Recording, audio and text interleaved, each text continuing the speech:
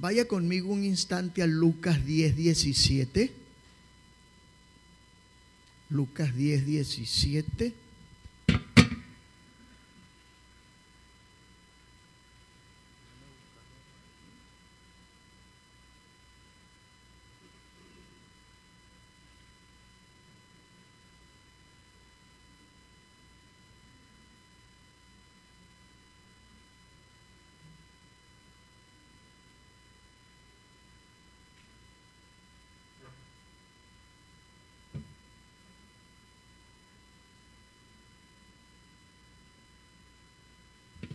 Ok, en Lucas 10:17 leemos esto, ¿verdad?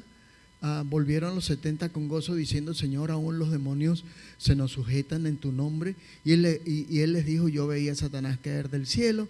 Entonces ese texto pues ya lo leímos.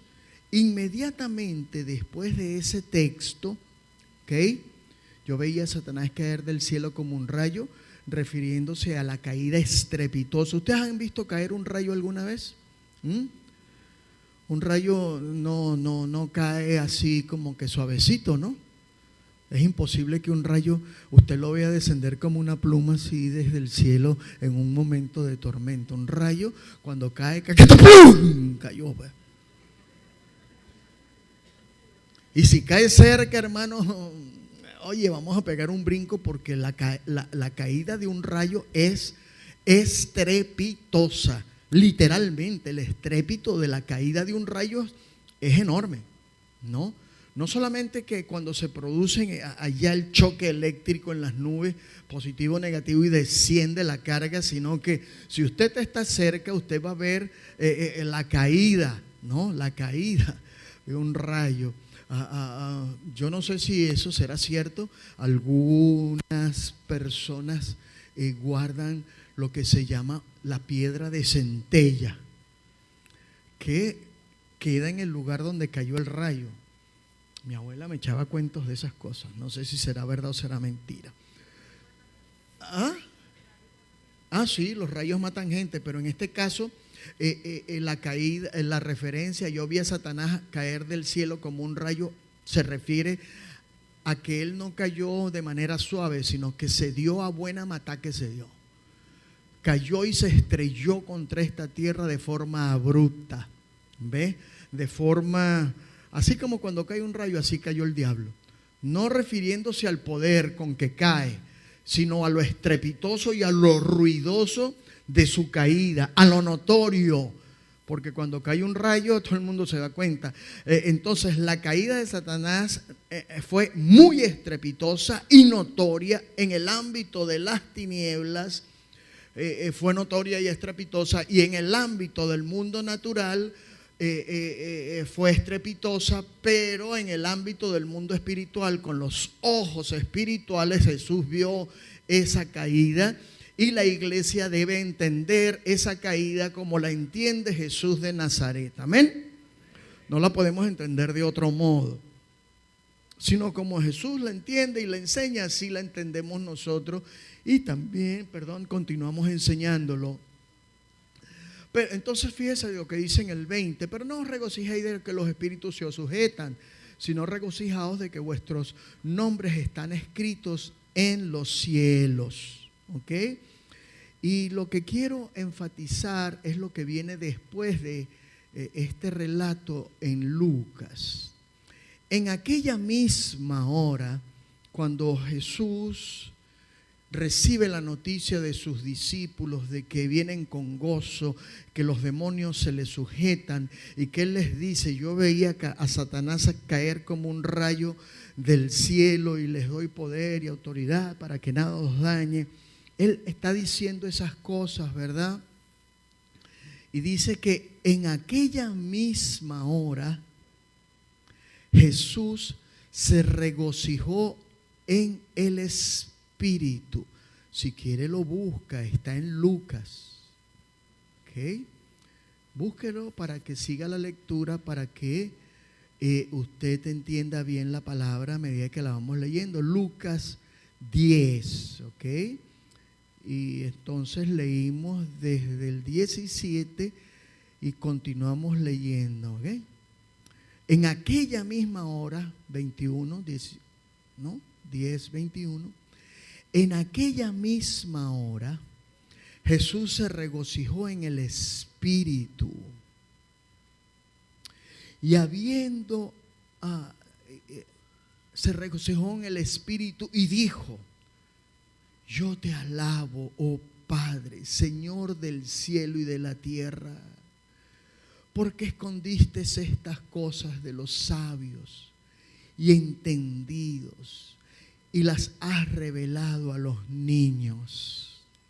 Sí, Padre, porque así te agradó. Sigue diciendo Jesús que todas las cosas me fueron entregadas por mi Padre, y nadie conoce quién es el Hijo sino el Padre, y quién es el Padre sino el Hijo, y aquel a que el Hijo lo quiera revelar. Y volviéndose a sus discípulos les dijo aparte: bienaventurados los ojos que ven lo que vosotros veis, porque os digo que muchos profetas y reyes de Israel en tiempo pasado desearon ver lo que vosotros veis y no lo vieron, y oír lo que vosotros oís y no lo oyeron.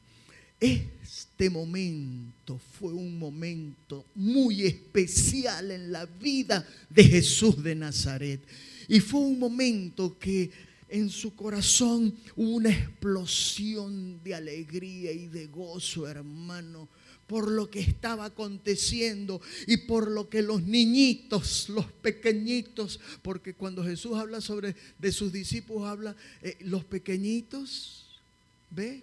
Los niñitos, refiriéndose a sus discípulos, porque has revelado estas cosas a los niñitos pequeñines, no a sabios y entendidos y a reyes. Y eso, Jesús no aguanta el gozo. Él prorrumpe en alabanza, en adoración a Dios. Así que, hermano, entienda usted bien qué significa para Jesús la incursión de sus discípulos en el reino satánico para derrocarlo. Iglesia que no entienda esto, hijo, hija de Dios, discípulo de Cristo, que no entienda esto, que no lo comprenda, está, caramba, y le voy a decir algo, no está experimentando el gozo que experimentó el Señor Jesús. No lo va a entender, nunca entenderá por qué el Señor Jesús se regocijó de la manera en que aquí se regocijó. Ahora, en Lucas, en el texto que acabamos de leer en Lucas, ¿ok? El contexto de lo que Lucas dice a partir de 10:17 está en el contexto. Vaya conmigo al 13 de Lucas, mire lo que dice en Lucas 13. Vaya a Lucas 10:13, ahí cerquita, en el contexto más arribita donde acabamos de leer, dice así. Entonces, ¿por qué Jesús envía a los 70 a todas las ciudades donde él iba a ir a predicar luego? Pero Mateo hace un relato un poco diferente, y Lucas y Mateo se complementan, son textos paralelos en los evangelios sinópticos, y cada vez que yo predico en los evangelios yo busco los paralelos en los otros evangelios, que son Marcos y Lucas, ¿no? Marcos, Lucas y Mateo, y los estudio todos juntos. Entonces, fíjense que en 13:16 dice: ay de ti, Corazín, ay de ti, Betsaida, ay de ti, Betsaida, que si en Tiro y en Sidón se hubieran hecho las maravillas que se han hecho en vosotros, hace mucho que sentadas en silicio y en ceniza se habrían arrepentido. Por tanto, el juicio de Dios será más tolerable, el castigo para Tiro y Sidón que para vosotras. Y tú, Capernaum, que hasta el cielo eres levantada, hasta el infierno serás arrojada. El que a vosotros oye, a mí me oye, y el que a vosotros desecha, a mí me desecha. y el que a mí me desecha, desecha al que me envió. Y volvieron los 70 con gozos de todas estas ciudades a donde Jesús los había enviado para que preparasen el camino cuando Él fuera. ¿Entienden? Eso pueden leerlo allí en todo el contexto de Lucas. Pero yo quiero agarrar este texto de Lucas donde Jesús se regocija, y lo voy a tomar de Mateo capítulo 11, donde aparecen los mismos relatos, pero lo que pasa es que Lucas introduce algo que no tiene Mateo. Lucas lo introduce, el envío de los 70. Mateo no habla del envío de los 70, Mateo habla del envío de los 12. Y tiene el mismo relato que Lucas, pero Lucas introduce algo que no sé, se le escaparía a Mateo, ¿verdad? Y introduce el envío de los 70 o 72. Entonces, el envío de estos 70 y de esos 70 o de esos 72 es el mismo contexto. Lo único que Lucas introduce el envío de los 70, y cuando ellos vuelven le cuentan a Jesús cómo el gozo que ellos sintieron y el gozo que experimenta Jesús. Pero mire lo que dice Mateo 25 al 30. Vamos a leer Mateo, ya va. Vamos a leer Mateo. Ya va, déjeme ubicarlo aquí aquí. Vaya conmigo por favor a Mateo un momentico, que es donde vamos a estar enseñando brevemente. Mateo capítulo 11, y vamos a leerlo desde el 20. Vamos a leerlo desde el 20. ¿Ok? Desde el 20. ¿Listo? ¿Lo tenemos? Entonces comenzó a reconvenir a las ciudades donde la mayoría de sus milagros habían sido hechos, porque no se habían arrepentido. Entonces parece que después del envío de los 70, porque cuando se relata en Lucas los 70, dice que Jesús envió a los 70 a las ciudades a donde Él había de ir. Entonces parece que Mateo y Lucas se complementan, y aquí en Mateo está relatando después que Él fue a las ciudades donde fueron enviados los 70. ¿Me está captando? Ok, entonces dice así allí, ¿no? Porque Él había, aparte de que había enviado a sus discípulos, y los discípulos habían hecho sanidades, milagros, y habían expulsado cantidad de demonios, luego fue Él y hizo las mismas cosas junto con sus discípulos. Y dice: ay de ti, Corazín, ay de ti, Betsaida, porque si los milagros hechos en vosotros se hubiesen hecho en Tiro y en Sidón hace mucho, que se hubieran arrepentido en silicio y en ceniza. Por tanto os digo que en el día del juicio será más tolerable el castigo para Tiro y Sidón que para vosotras. Y tú, Capernaum, que hasta el cielo eres levantada, hasta el infierno serás abajada, porque si en Sodoma se hubiesen hecho los milagros hechos en ti, habrían permanecido hasta el día de hoy. Por tanto os digo que en el día del juicio será más tolerable el castigo para la tierra de Sodoma que para ti.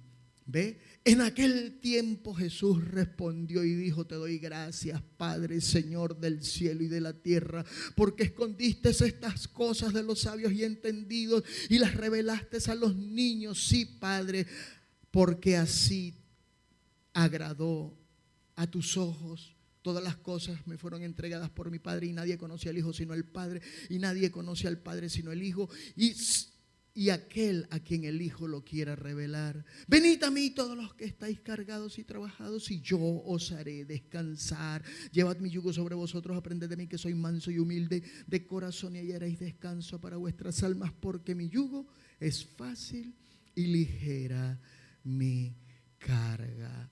Entonces, amados,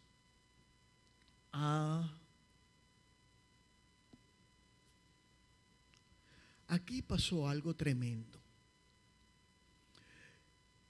Vimos el contexto en Lucas, vimos el contexto en Mateo, allá está en el orden de los 70, antes de que Jesús fuera a las ciudades. Después en Mateo es obvio que fue después de lo que dice Lucas, que Él ya fue a las ciudades y no se arrepintieron. Qué cosa tan terrible, ¿no?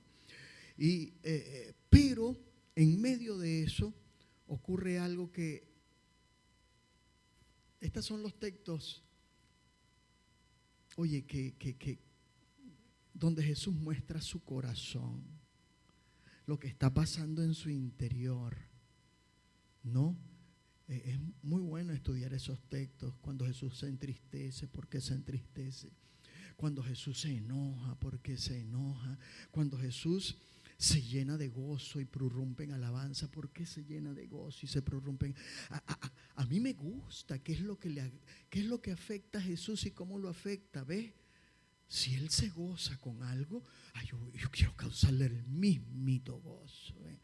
Y dice allí Lucas que cuando vinieron los 72 y le contaron a Jesús, Jesús prorrumpe, se llena de gozo y de alabanza. Y vamos a estudiar este texto, pero en Mateo, ¿ok? En el contexto de Lucas, pero en el relato de Mateo. Bien, que son lo mismo, ¿no? Pero con ciertas variantes. Hermanos, ¿y qué es lo que acontece aquí? Ya yo voy a decir qué es lo que acontece aquí, ¿no? ¿Por qué se regocija Jesús? Ahí en Mateo 25. Aquí está el motivo. En aquel tiempo, respondiendo Jesús, te doy gracias, Padre, Señor del cielo y de la tierra, porque escondiste estas cosas de los sabios y entendidos y las revelaste a los niños. Sí, Padre, porque así te plació, así te gustó, así lo quisiste tú, Padre. Qué bueno, qué alegría. Lucas dice, en aquella misma hora Jesús se regocijó en espíritu y dijo, yo te alabo, oh Padre. Se regocijó. Dije conmigo, se regocijó. ¿Qué fue lo que promovió el regocijo de Jesús? Una revelación que el Padre le había hecho a sus discípulos, que habían quedado escondidas de los grandes y de los poderosos, de los reyes y de otros por allá. Pero los pequeñines, diga conmigo, yo soy un pequeñín, yo soy un niño de Jesús. ¿Okay? Los pequeñitos de Jesús. Cualquiera que recibe a uno de estos pequeñitos, solo porque es mi discípulo, ¿ve? Cualquiera que recibe a estos pequeñitos, solo porque es ¿qué? Entonces Jesús nos pone un sobrenombre que a Él le encanta. Diga conmigo, yo soy un pequeñito, pequeñito. Yo descubrí en este texto algo. Yo creí que cuando yo iba a llegar a los cielos, ¿no? Y las puertas de los cielos eran una cosa inmensa, ¿verdad? Y aquello iba a ser enorme, que desde abajo hasta arriba se perdía esa puerta para allá para arriba. Y resulta que no, que la puerta de los cielos es como de este tamaño. Porque solamente entran los pequeñitos. Entran los pequeñitos.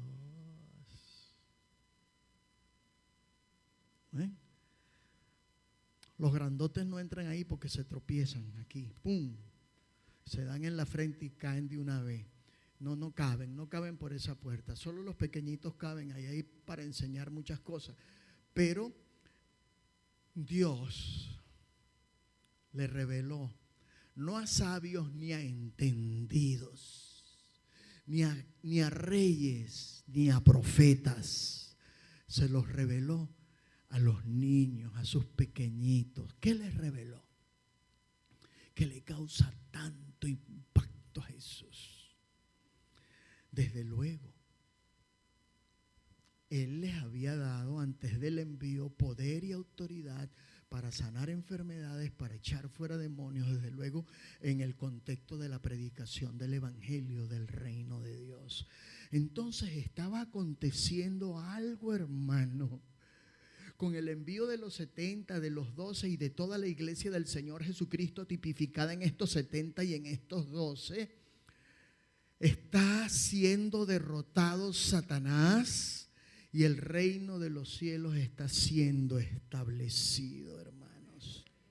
Si yo, dice Lucas, por el dedo de Dios echo fuera los demonios, es porque el reino de los cielos ha llegado a vosotros. Mateo dice, si yo por el Espíritu Santo de Dios echo fuera los demonios, es porque el reino de Dios ha llegado a vosotros. Entonces el reino de Dios en el contexto de la autoridad sobre los demonios tiene que ver con la la expulsión de los demonios en el contexto del dedo de Dios y del poder y de la autoridad que Jesús le entrega a sus discípulos y a la iglesia. Está en el mismo contexto de la derrota radical de Satanás.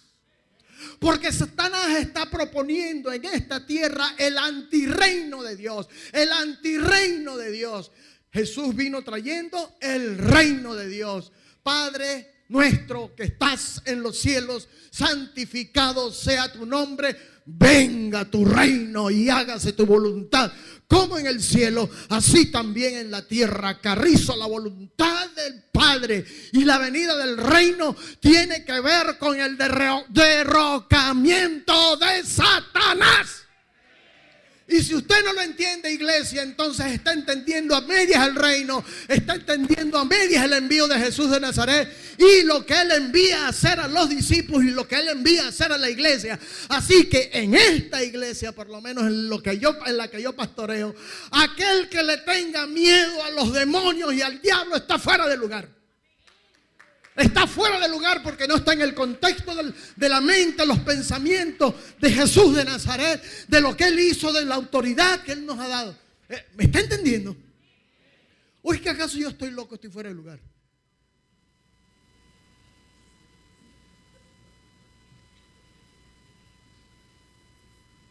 Dígale al que tiene al lado. ¿Quién le dijo miedo a un demonio?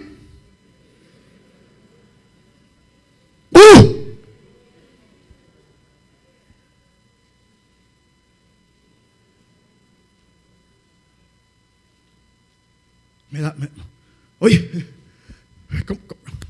¿cómo quieren que me sienta? Si yo por allá veo que esto le está causando un gozo increíble a Jesús y en mi iglesia tengo gente miedosa. Gente que no le está causando, que no está en el orden y alineado con el gozo de Jesús. Levante su mano y diga, aquí,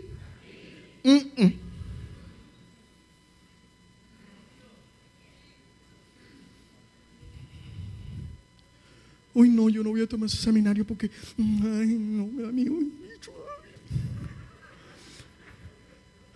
Ni me lo nombre. No me lo nombre. El que te conté. ¿Ah? Sí, el susodicho ese, ¿no? El que te conté. No, yo ni lo nombro. El diablo, Carrizo, Satanás. Diga amigo, diablo, Satanás, demonio.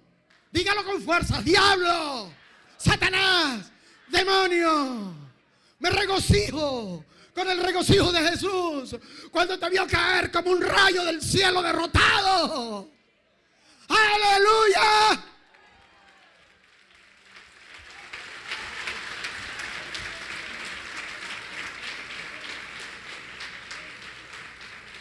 Y si no me viene el sábado,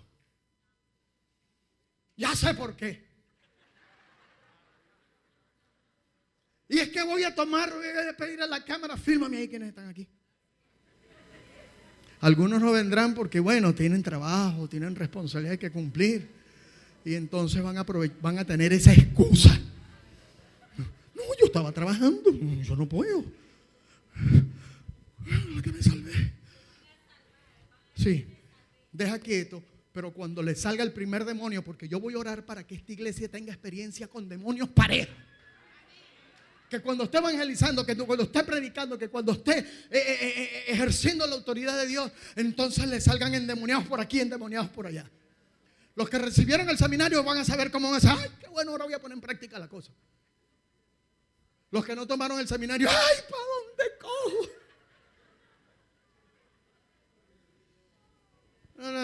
No.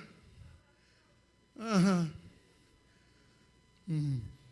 La buena publicidad para el seminario del sábado.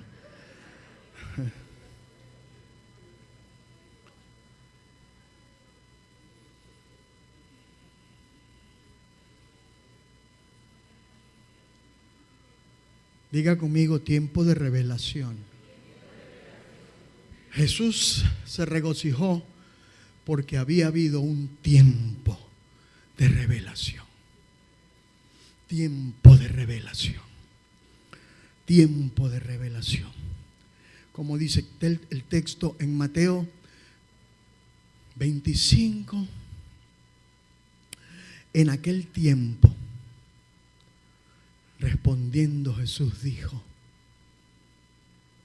en aquel tiempo, respondiendo Jesús dijo, te alabo, Padre, regocijándose en el Espíritu de acuerdo a Lucas. Aquí en Mateo la palabra tiempo hay dos palabras en griego para tiempo. Una es cronos, que es tiempo en sucesión, ¿no? Una hora le sigue a otra, un día le sigue a otro, un mes le sigue a otro, un año le sigue a otro. Eso es cronología, tiempo en su desarrollo, ¿ok? Nuestro reloj realmente es un cronómetro, ¿no? Entonces aquí no se está usando la palabra cronos, que es tiempo en desarrollo, en progreso, sino que se utiliza la palabra kairos. En aquel kairos, Jesús se regocijó en el Espíritu y dijo, la palabra kairos, a diferencia de cronos, no es tiempo en sucesión ni en progreso, sino un momento que se da dentro del cronos. El cronos tiene muchos kairos. El kairos indica una calidad de tiempo. El kairos indica un tiempo oportuno. El kairos indica un tiempo aprovechable, porque está la calidad de ese espacio temporal es muy particular. ¿Ve? Entonces, dentro del tiempo que va transcurriendo, Dios coloca kairos, momentos que se dan. ¿Ve? Aquí hay un kairos. Jesús dice aquí, wow, qué calidad de tiempo esta, donde ahora mira lo que está pasando. Un kairos crucial para el reino de Dios en la derrota satánica. Un kairos en el establecimiento del reino con mis pequeñines, con mis discípulos, con mis enviados. No quepo dentro de mí, Padre, gracias por esta revelación que le has dado a estos pequeñitos. Hermanos, nosotros estamos dentro de ese kairos. Ese kairos no se cerró allá. Ese kairos queda abierto. Ahorita el reino de Dios como tal, la venida del reino de Dios a la tierra en el Rey Jesús de Nazaret, es un kairos en el tiempo de Dios. Es un kairos que se abre con la encarnación, muerte y resurrección de Jesús, su ministerio terrenal, su equipamiento a los discípulos, la expansión de la iglesia, el envío del Espíritu Santo, y ese kairos se cierra en la segunda venida de Cristo. Así que nosotros estamos en el Cairo del establecimiento del reino de Dios sobre la tierra. Nosotros estamos en un Cairo que está dentro del proyecto histórico de Dios, que es un Cairo de salvación, un Cairo de vida, un Cairo donde la muerte tiene que retroceder con el impacto de la resurrección de Jesucristo, un Cairo donde los demonios y Satanás, después que tentó al hombre allá en el huerto y lo sometió bajo pecado y bajo condición de muerte, ahora hay un Kairos totalmente nuevo nuevo, es el nuevo pacto, es el nuevo testamento, es el nuevo tiempo de salvación para la humanidad, el verdadero, el radical y el definitivo. Y eso involucra necesariamente la derrota de Satanás, que fue el que introdujo al ser humano en su miseria de muerte.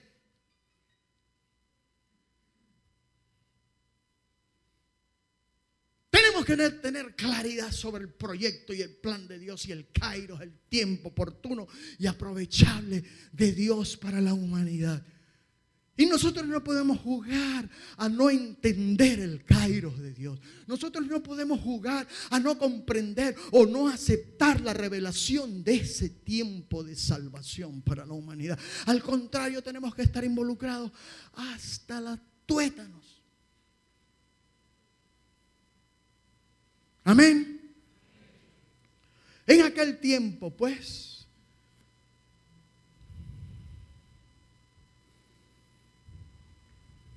tiempo de revelación. Tú le revelaste, tú descubriste, tú quitaste el velo.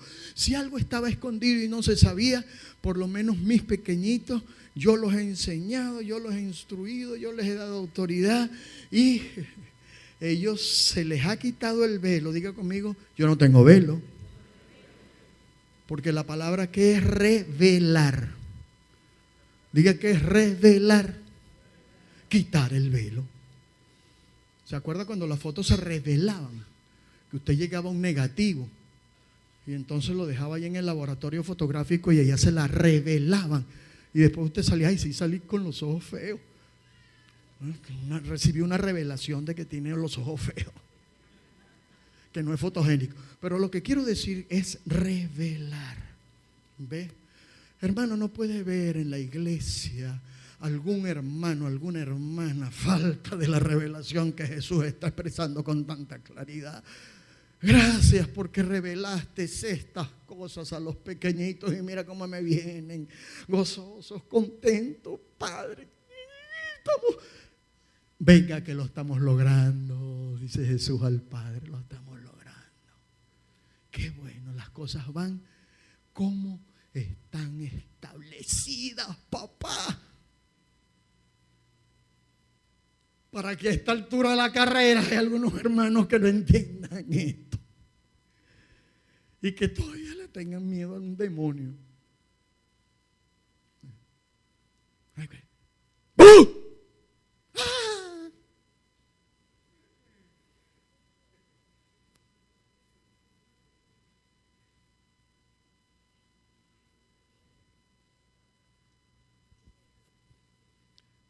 Ese tiempo de revelación fue tiempo de alabanza para Jesús. Entiéndalo, por favor. Te alabo, Padre, Señor del cielo y de la tierra. Te alabo, diga conmigo, te alabo. Te alabo. Diga conmigo entendimiento. Jesús, Señor Jesús, me uno a aquel momento cuando alabaste al Padre. Te alabo yo también, Señor. Te alabo, Padre. Y Jesús, alabo al Padre contigo. Porque tú diste gracias por nosotros, pero ahora aquellos por los que tú diste gracias también alaban al Padre contigo. Te alabo. Te alabo.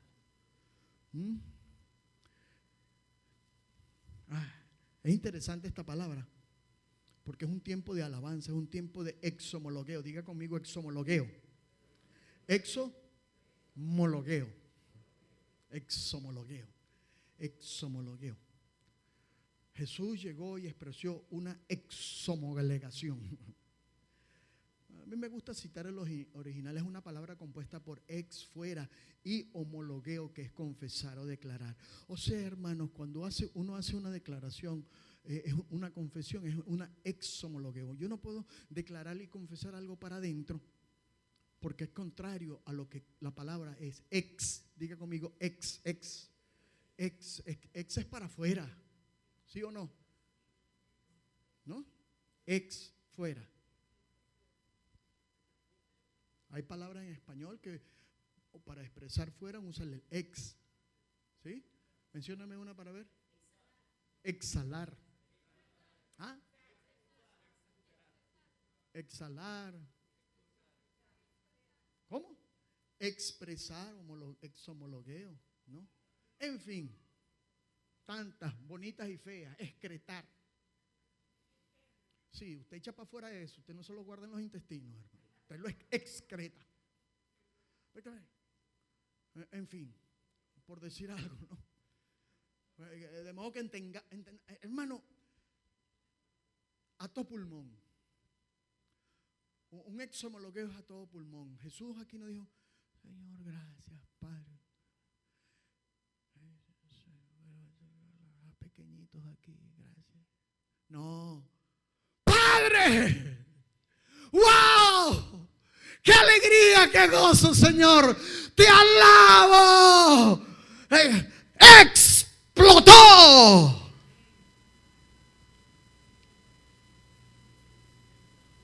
Me gusta cuando Jesús expresa sus emociones así a todo pulmón, Carrizo, porque estamos viendo lo que hay en su corazón.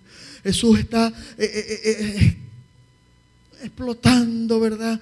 Confesando y declarando. Hablando con toda libertad. Tal confesión es el efecto de una profunda convicción.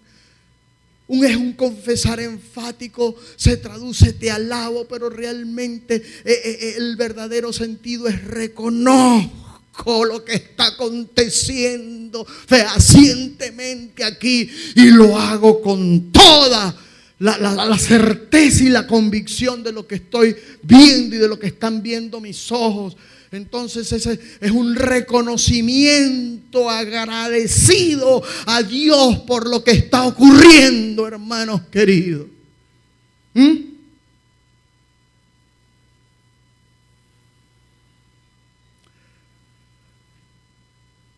Ahora estamos viendo el efecto de lo que significa para Jesús la incursión en el reino satánico para su derrota definitiva.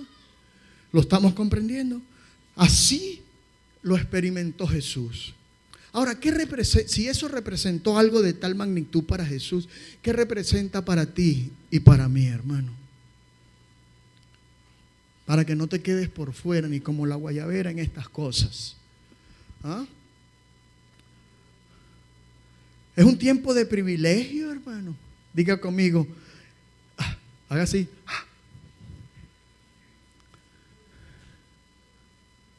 Porque ya yo lo mencioné antes, ¿no? Es un tiempo de privilegio para los discípulos. Porque escondiste estas cosas de los sabios y entendidos y las revelaste a los niños. Niños.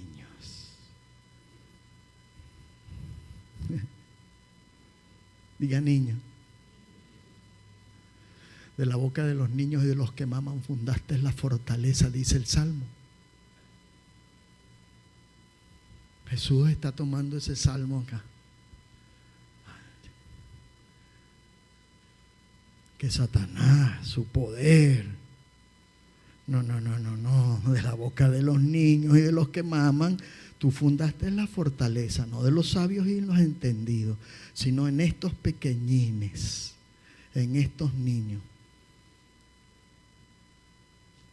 Fíjate cómo llegaron los discípulos. Yo no sé, yo creo que llegaron como niños a la presencia de Jesús. Jesús, Señor, mira. Chico, salió uno y llegué yo en el nombre de Jesús fuera y ¡pum! Cayó. Señor, mira, ¿verdad, Pedro? ¿Verdad? Sí. Y estaban ahí los niñitos jugando metra con esa partida de demonios. ¿Ah? Esto era un juego para los discípulos, Carrizo. ¿Ah? El niño, ¡ay, mamá, no, mira, hay una sombra rara ahí! No.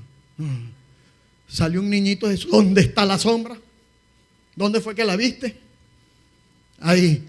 Mírala allá donde va. Mira, párate ahí, te ato en el nombre de Jesús.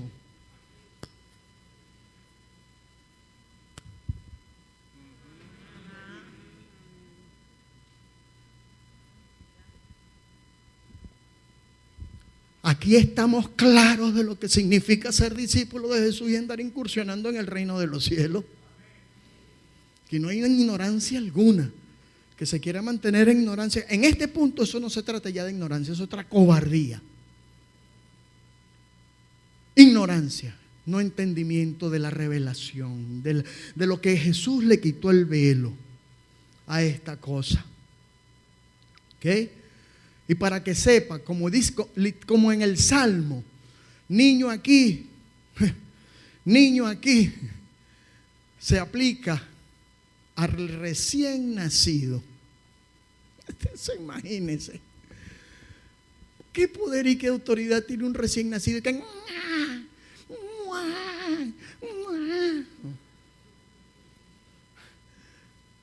levante la mano los que son nacidos de nuevo, los que son nacidos del Espíritu. Amén. ¿Y qué es lo que vamos a desear como niños recién nacidos? La leche espiritual no adulterada, no contaminada, ni con miedo, ni con falsas enseñanzas, ni teniéndole miedo al diablo, ni enseñándole a la iglesia que le tenga miedo al diablo. Porque es que hay lugares donde se le enseña a la iglesia que con el diablo no se pueden meter. Sí, hay un texto en el Nuevo Testamento que es que lo voy a explayar desde aquí para que no le quede duda a nadie. Es que el arcángel Miguel ni siquiera se atrevió a pronunciar maldición contra el diablo, sino que le dijo: el Señor te reprenda. Claro, Cristo no había muerto en la cruz, no se había establecido el nuevo pacto. Levante su mano y dígalo con un poquito así, ¿no? Porque tengo que escudriñar este texto bien. Al lado de este niñito que está aquí, el poder de Miguel, de Miguel, se quedó chiquito. Porque Miguel tenía poder de arcángel, pero yo tengo poder de Dios. Yo tengo autoridad de Dios. Miguel no podía hacer lo que Dios me mandó a hacer a mí.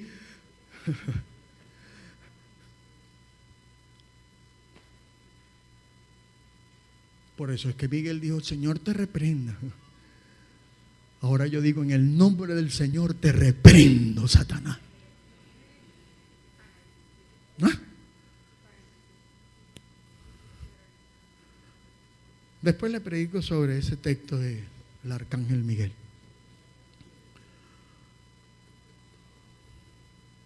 Bueno.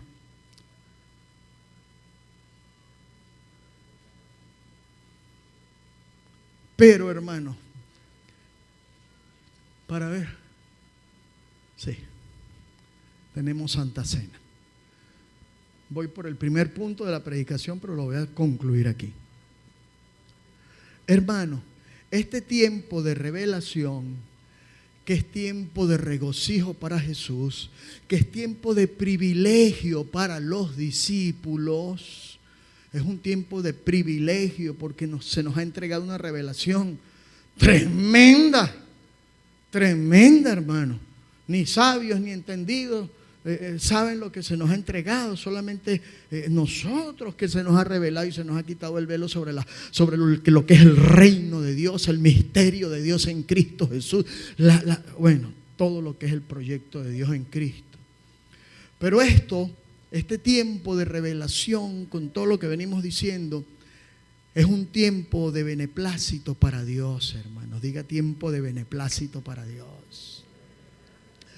Tiempo de beneplácito para Dios. ¿Por qué la reveló el Padre? Para que a los discípulos de Jesús y por tanto a nosotros, y lo tenemos en el Nuevo Testamento registrado como revelación escrita para nosotros, escudriñarla, profundizarla y ejecutarla, ¿verdad? Es tiempo de beneplácito para Dios. Jesús dice: sí, Padre, porque así, ¿qué dice el texto? Te agradó. Sí, Padre. Wow. Jesús allí brincando en una pata, como usted lo quiera, expresando a todo pulmón su alegría, alabando a Dios por la revelación que le había dado a sus pequeñitos. Y concluye Jesús diciendo, sí. Si quiere lo dice en inglés, yes, Padre, porque a ti, así, de esta manera, te agradó. Y es conmigo. A Dios le agradó que yo, como hijo de Dios, como discípulo de Jesús, anduviese haciendo estas cosas.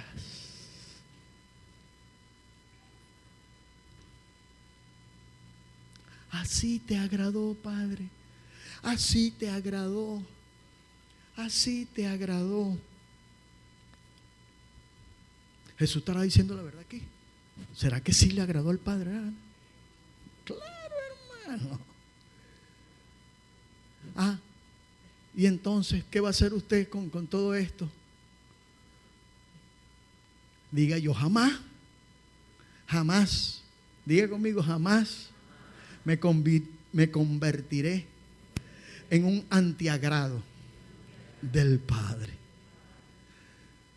No, al Padre le agradó esto, luego a mí también me agrada y mucho.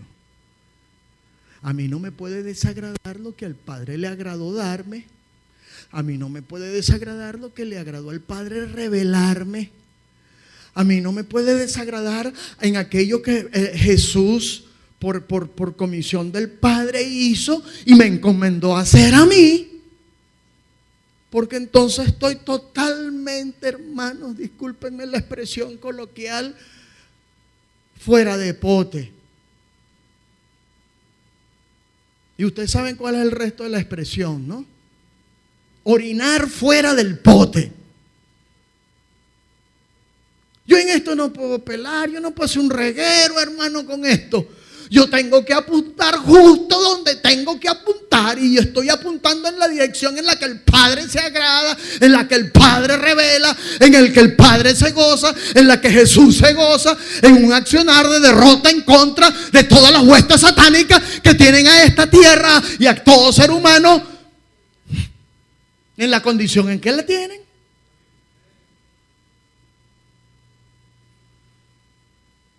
Diga, es que estamos exactamente donde debemos estar. Es que estamos irrumpiendo justo donde tenemos que irrumpir.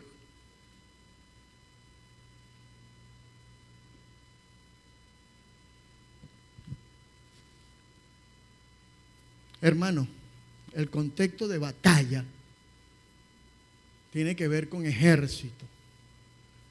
¿Usted sabe lo que es una batalla?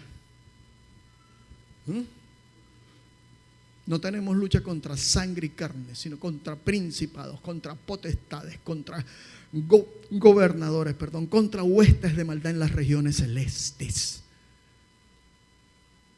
No tenemos batalla, no tenemos lucha contra sangre y carne, o sea, contra seres humanos de carne y hueso, pues. Nuestra batalla es de carácter espiritual. Y se lleva a cabo en un plano espiritual. ¿Dónde están estas potestades, estos gobernadores, estas legiones, estos huestes de maldad? En las regiones celestes. ¿Dónde están? En las regiones celestes. ¿Dónde están? ¿Y dónde vamos a pelear con ellas? ¿Dónde vamos a pelear con ellas? Nosotros, toda la iglesia y todo hijo de Dios está sentado con Cristo. ¿En dónde? En las regiones celestes. Porque Dios nos bendijo con toda bendición espiritual en Cristo Jesús. ¿En dónde? En las regiones celestes. Todas nuestras bendiciones con las que Dios nos bendijo en Cristo Jesús, de acuerdo a Pablo, están en las regiones celestes.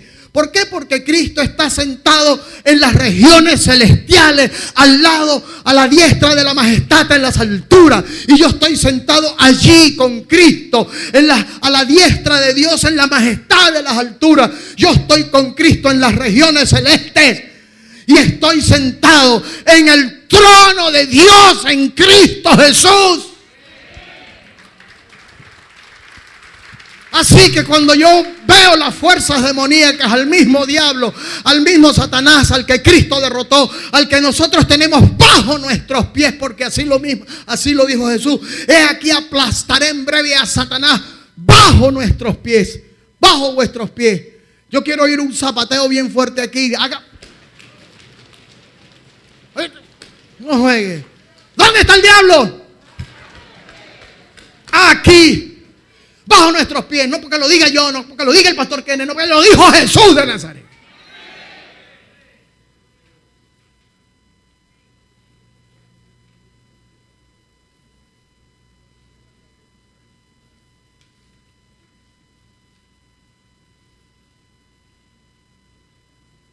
Y esto tiene que ver con el apresto del Evangelio de la paz.